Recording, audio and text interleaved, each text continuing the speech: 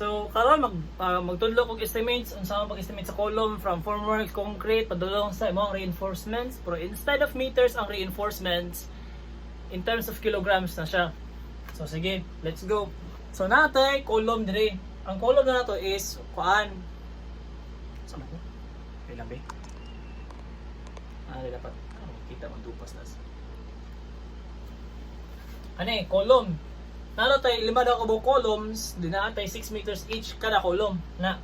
So this is our schedule sa column. Ano siya is 600 by 600. 600 by 600 ang atong column. Then natay vertical bars nga 12 ka buok na 25 mm ang iyahang kaning diameter. Sa ties natay 10 ka buok, then 16 mm ang diameter sa iyang bakal. Then 10 ka buok na nag-spacing siya og 50 mm. Sa kaning sa sunod is 10 again pero 100 din spacing. Then ang sunod kay 10 then 150 din ang spacing. So wala siya. So first, pagkita na to ang formworks. So formworks, area lang na siya, no? Area.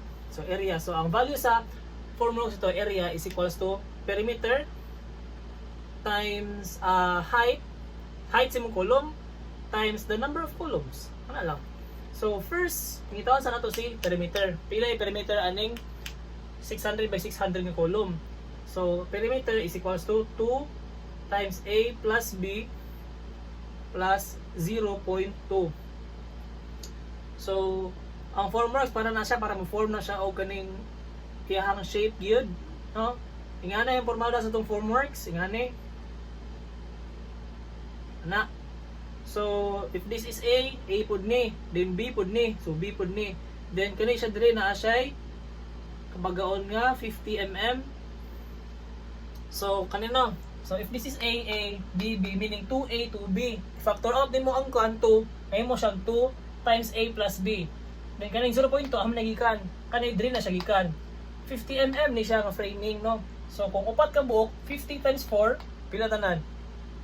200. Ang purpose sa framing ano niya is para ma-join nimo ang duha ka buok plywood para iligbuhos nimo ang semento dili siya mubuhagay. So muna siya no. So 50 times 4 na kay 200. I-convert na nimo into meters na kay 0.2 meters mo na siya. Mo na yung formula sa perimeter. Okay. So solve na to ang perimeter first. So 600 by 600 ba itong column? 600. Then this is 600. So plug in lang. P 2 times 0.6 2 times 0.6 plus 0.6 plus 0.2 na plug in na nimo ay solve na nimo. So 2 times 0.6 plus 0.2.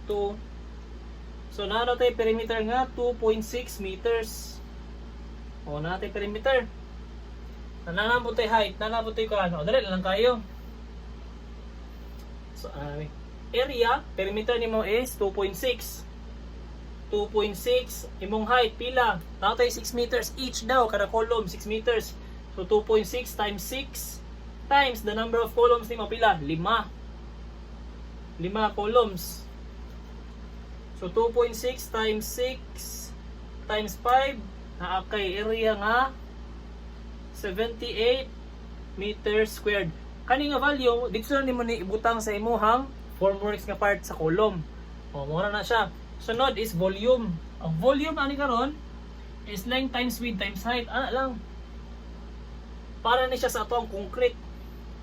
So volume no? Length times width times height. So unsa man atong length? Ang length na to is 600. So 0.6 times 0.6 times pila imong height? 6 meters. Oh, 6 meters. So 0.6 times 0.6 times 6. Meaning sa isang column na kay 2.16 cubic meters nga semento. Pero sa isa pa lang na column, 5 man itong column, so times nimo nag 5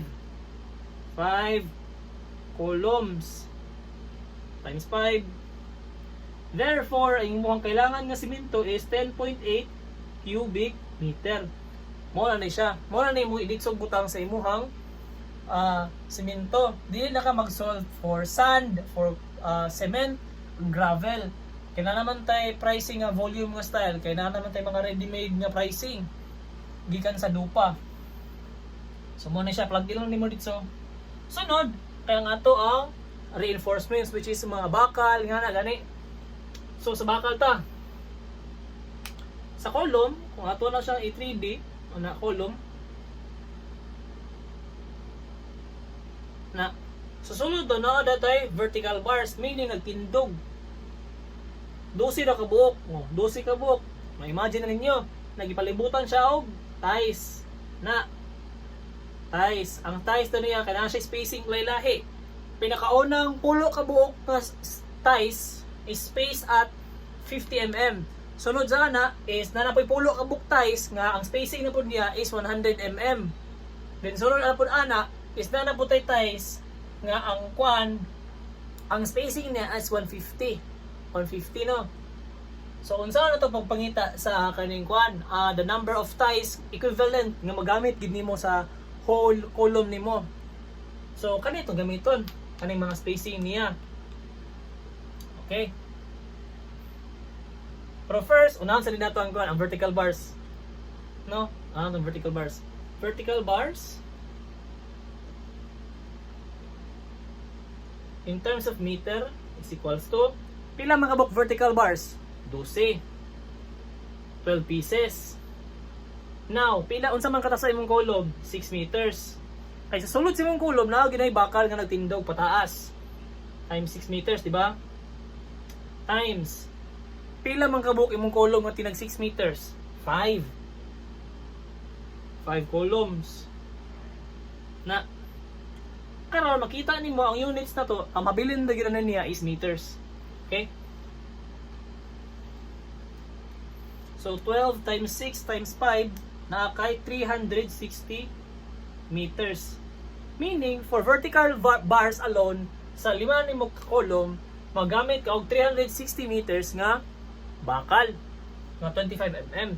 Now karon we need to convert that into kilograms kaya ang ato ang estimates is in terms of kilograms. So kanito gamiton nga formula, pi d squared over 4 times the times length times 7,850 kilograms per cubic meter. Na ang mababili na ni is kilograms. Ano man ang diameter nimo is in terms of meters. So square nimo meter squared times meters pagid sa length, meters cube. Na ma-divide mo siya sa meters cube diri. So mabili nimo nga unit is kilograms. So karon solve na to. Pi ang diameter sa imong vertical bars unsa? 25 mm. So i-convert na nimo into meters first. So 25 mm divided by 10 para mahimong cm. Pag man ang cm i-convert na pud nimo into meters, which is i-divide nimo og 100 na kay 0.025. So 0.025 meters. Then square nimo na divide by 4 times length nimo nga 360 meters ana times 7,850 kilograms per cubic meter. Now kaning 7,850 kilograms per cubic meter kuha ni siya gikan sa Google. Mo na ipasabot niya sa isa ka kubiko nga puros bakal, ang kabukaton niya is 7,850. Mo na siya. So karon isolve na to ni. Shift pi 0.025 squared over 4 times 360 times 7,850 ana. Therefore na kay answer nga 1,387.21 kilograms. Pasabot ana sa tibuok vertical bars nimo para sa imong 5 kabuk columns nga tinag 6 meters each, you would need 1,387.21 kilograms worth of rebar. Para lang ni siya sa vertical bars alone. Okay? So karon vertical bars good na. Sunod ang ato ang ties. Ties no.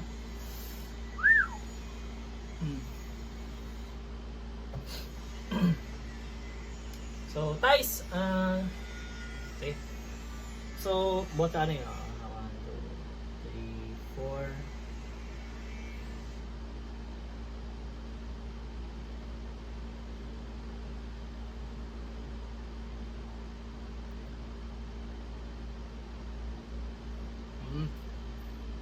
So, visualization na mo na imong ties kaning nagbakos sa imong vertical bars mo na siya.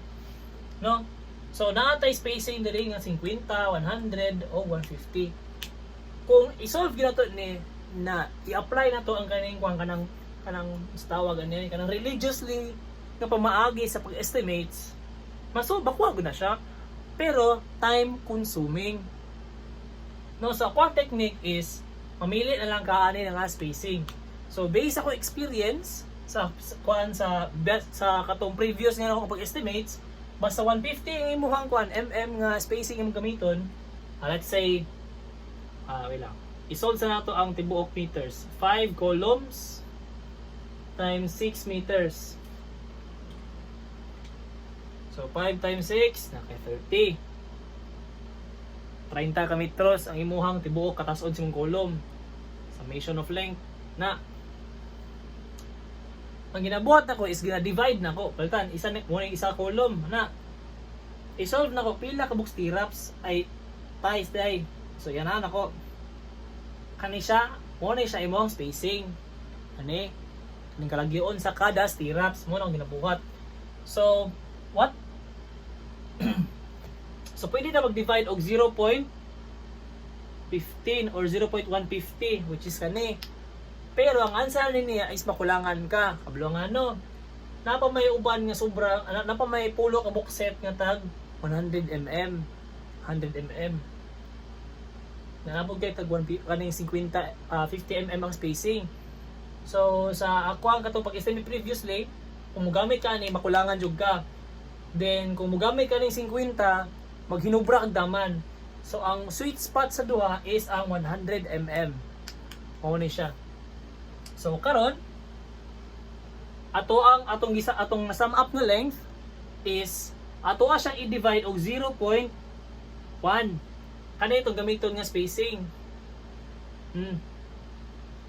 So 30 divided by 0.1 is 300, di ba? So, meaning na kay 300 ka buok ties. Sa imong lima ka kulong nga tinag 6 meters each, na kay 300 ties nga magasto. So karon pieces pa lang niha, dili pa na siya in terms of meters. So goods na siya no. Karon i-solve na to unsa ka taas unsa ka taas ang isa ka ties. So na kumutanaw ta sa cross section sa column na tay makita nga ingani. Na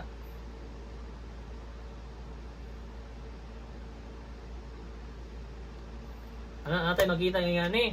So kani nagbakos mo ni mong ties, ma-solve gyud nimo siya kani ganyo. Ma-solve mo ni siya like in a religious way. Pero the easy way is mag-use lang ta sa perimeter sa ato ang column. Kani gani diri Kani itong gamiton nga dimension. So 600 pag yun diri 600. So 600 times 4. So nakay 2.4 meters. Kay mm man eh. So 600 times 4 is equal to 2,400. I-convert nimo into meters, 2.4 meters.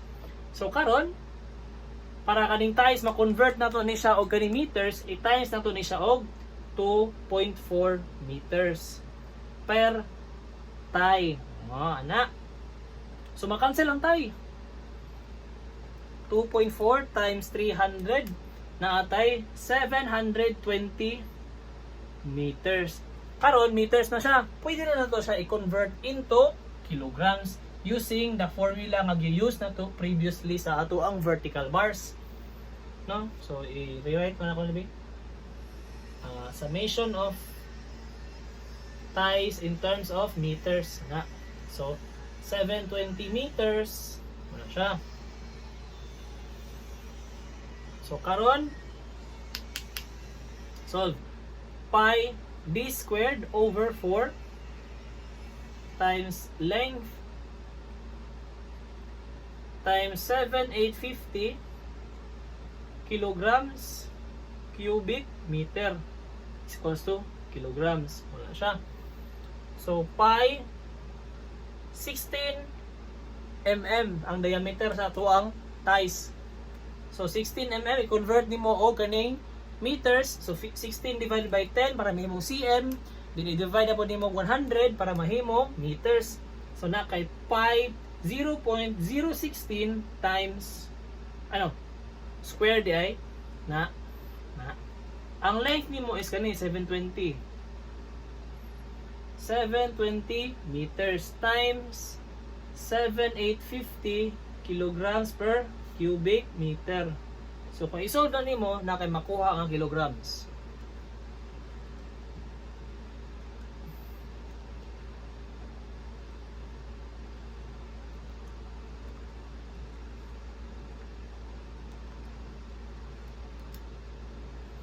So karon so nato nakuha nga 1136.40 kilograms. Pasabot ana ang kabugato ang total weight sa imong stirrups ay ties di ay. Ang total weight sa imong ties para lang sa kaninga column, 5 ka column nga tinig 6 meters each is 1136.40 kilograms. Ang kabugaton niya. Mo niya meters, mo niya ay hang kilograms. Naon na siya pag-convert sa kilograms. Sunod, kung natay mga bakal, ay natay mga vertical bars, stirrups, para mo stay ang stirrups sa ihang place, need po na siya og alambre. So na mag-solve po ta og GI tie wire. No, GI tie wire. So karon ang GI tie wire, alambre ni siya ha. So if this is your vertical bars na maana po dito 12 ka buok imong vertical bars. So maghigot ka sa tanang contact points. So higot ka diri, higot ka diri, higot ka diri. Meaning maghigot ka 12 times for one stirrup. Di ba?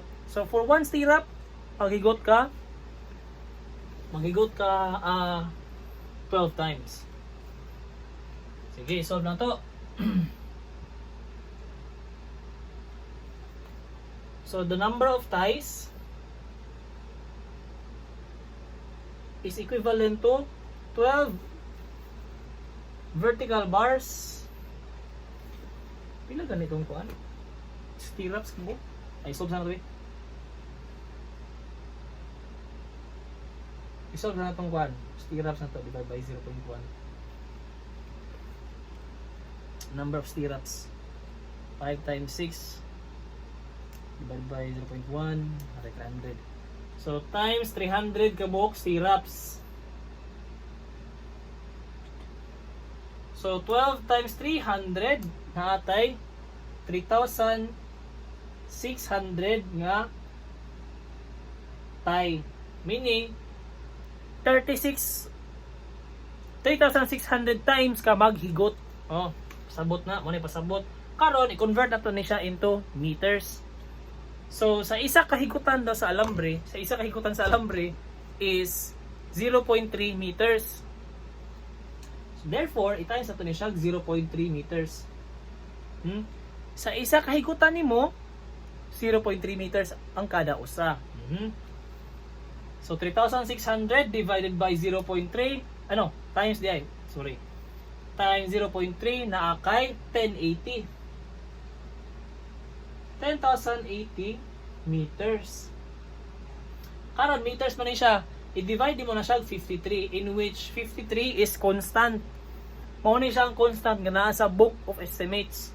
So 1080 divided by 53 naa kay makuha nga 20.38 kilograms worth of tie wire para lang maghigot kaani nga ang mga stirrups padulong sa imuhang vertical bars. Okay?